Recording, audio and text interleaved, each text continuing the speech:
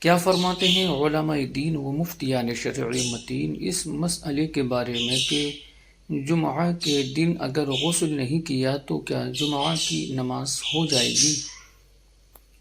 بسم اللہ الرحمن الرحیم۔ الجواب بعون الملک الوہاب اللہم ہدایت الحق والصواب۔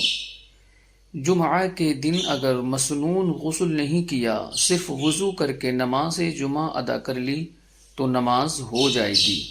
البتہ اگر غسل فرض ہو تو غسل کیے بغیر نماز نہیں پڑھ سکتے، اگر پڑھی تو نہیں ہوگی۔ تنویر الابصار مع در مختار میں غسل جمعہ کا حکم یوں بیان کیا گیا ہے کہ نماز جمعہ اور نماز عید کے لیے غسل مسنون ہے۔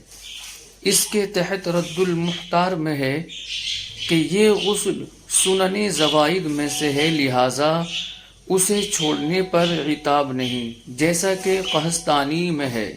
واللہ اعلم تبارک و تعالی ورسولہ اعلم صلی اللہ علیہ وسلم۔